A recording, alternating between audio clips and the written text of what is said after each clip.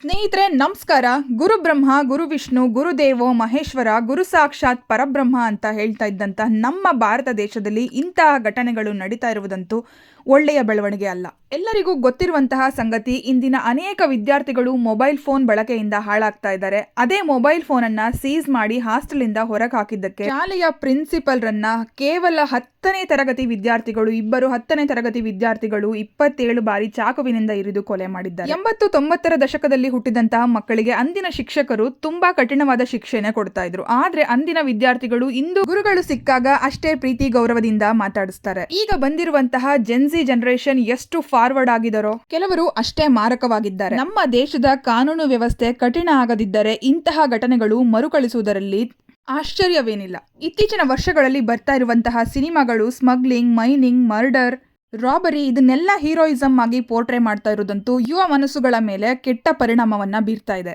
1947ರಲ್ಲಿ ಸ್ವಾತಂತ್ರ್ಯ ಬಂದ ಸಂದರ್ಭದಲ್ಲಿ ಇದ್ದಂತಹ ಕಾನೂನು ಸುವ್ಯವಸ್ಥೆಯನ್ನ ಇಂದು ಕೂಡ ಅನುಸರಿಸುವುದು ಎಷ್ಟು ರೀತಿಯಲ್ಲಿ ಸರಿ? 80 ವರ್ಷಗಳ ನಂತರವೂ ಕೂಡ ಜನರೇಷನ್ ಅದೇ ರೀತಿಯಾಗಿ ಇರುತ್ತಾ?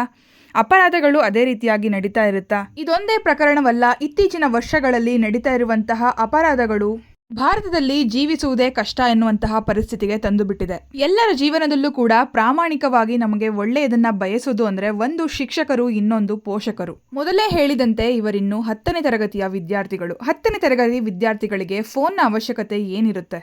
ಶಿಕ್ಷಕರು ಕಾಲೇಜುಗಳಲ್ಲಿ, ಸ್ಕೂಲ್ಗಳಲ್ಲಿ, ಹಾಸ್ಟೆಲ್ಗಳಲ್ಲಿ ಫೋನ್ ಬಳಕೆ ಕಂಡು ಬಂದಾಗ ಸೀಸ್ ಮಾಡಿರುವಂತಹ ಅನೇಕ ಉದಾಹರಣೆಗಳಿದೆ.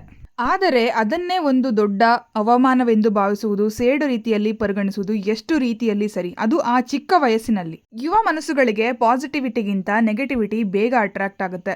ಈ ಸೋಷಿಯಲ್ ಮೀಡಿಯಾ ಅನ್ನುವಂಥದ್ದು ಒಂದು ಯೂನಿವರ್ಸಿಟಿ ರೀತಿಯಲ್ಲಿ ಆಗ್ಬಿಟ್ಟಿದೆ. ಇದರಲ್ಲಿ ಬರುವಂತಹ ಕೆಲವು ಮಾರಕವಾದಂತಹ ರೀಲ್ಸ್ಗಳು, ಕೆಟ್ಟ ಭಾಷೆಗಳನ್ನ ಉಪಯೋಗಿಸಿ ಮಾಡುವಂತಹ ಸಂಭಾಷಣೆಗಳು ಯುವ ಮನಸ್ಸಿನ ಮೇಲೆ ಕೆಟ್ಟ ಪರಿಣಾಮವನ್ನ ಬೀರ್ತಾ ಇದೆ. ಹಾಗಾದರೆ ಇದರಲ್ಲಿ ಪೋಷಕರ ಪಾತ್ರವೇನು? ಯಾವಾಗಲೂ ಕೂಡ ತಮ್ಮ ಮಕ್ಕಳಿಗೆ ಆಸ್ತಿ ಮಾಡಬೇಕು, ತಾವು ಪಟ್ಟಂತಹ ಕಷ್ಟವನ್ನ ತಮ್ಮ ಮಕ್ಕಳು ಪಡಬಾರದು, ಅವರು ಸುಖವಾಗಿರಬೇಕು ಅಂತ ಭಾವಿಸುವಂತಹ ಎಲ್ಲ ಪೋಷಕರು ಕೂಡ ತಮ್ಮ ಮಕ್ಕಳು ಸರಿಯಾದ ದಾರಿಯಲ್ಲಿ ನಡೀತಾ ಇದ್ದಾರಾ, ಯಾವ ರೀತಿಯಾಗಿ ಶಾಲೆ ಅಥವಾ ಕಾಲೇಜುಗಳಲ್ಲಿ ತಮ್ಮ ಶಿಕ್ಷಕರೊಂದಿಗೆ, ತಮ್ಮ ಸ್ನೇಹಿತರೊಂದಿಗೆ ನಡೆದುಕೊಳ್ತಾ ಇದ್ದಾರೆ, ಅವರ ಬಿಹೇವಿಯರ್ ಯಾವ ರೀತಿಯಾಗಿದೆ, ಇದನ್ನೆಲ್ಲ ಗಮನಿಸಬೇಕಾಗುತ್ತೆ. ಅವರು ಫೋನ್ನಲ್ಲಿ ಯಾವ ರೀತಿಯಾದ ವಿಡಿಯೋಸ್ಗಳನ್ನ ನೋಡ್ತಾ ಇದ್ದಾರೆ, ಇದನ್ನೆಲ್ಲ ಚೆಕ್ ಮಾಡೋದ್ರಲ್ಲಿ ಯಾವುದೇ ರೀತಿಯ ತಪ್ಪಿಲ್ಲ. ಈ ಜೆನ್ಜಿ ಜನರೇಷನ್ ಎಷ್ಟು ಫಾಸ್ಟ್ ಇದಾರೋ ಅಷ್ಟೇ ಸೆನ್ಸಿಟಿವ್ ಕೂಡ ಇದ್ದಾರೆ. ಶಿಕ್ಷಕರು ಹಾಗೆ ಪೋಷಕರು ಹೇಳುವಂತಹ ಕೆಲವು ಬುದ್ಧಿವಾದಗಳೇ ಇವರಿಗೆ ತಪ್ಪಾಗಿ ಕಾಣಿಸ್ತಾ ಇದೆ. ಪೋಷಕರು ತಾವು ಪಟ್ಟಂತಹ ಕಷ್ಟವನ್ನ ತಮ್ಮ ಮಕ್ಕಳು ಪಡದೇ ಇರಲಿ ಅಂತ ಅವರು ಕೇಳಿದ್ದೆಲ್ಲ ಕೊಡಿಸ್ತಾ ಇರೋದು ಕೂಡ ಒಂದು ರೀತಿಯಾದ ಕಾರಣ. ಆದ್ರೆ ನಮ್ಮ ದೇಶದ ಕಾನೂನು ವ್ಯವಸ್ಥೆ ಕಠಿಣ ಆಗೋದು ಕೂಡ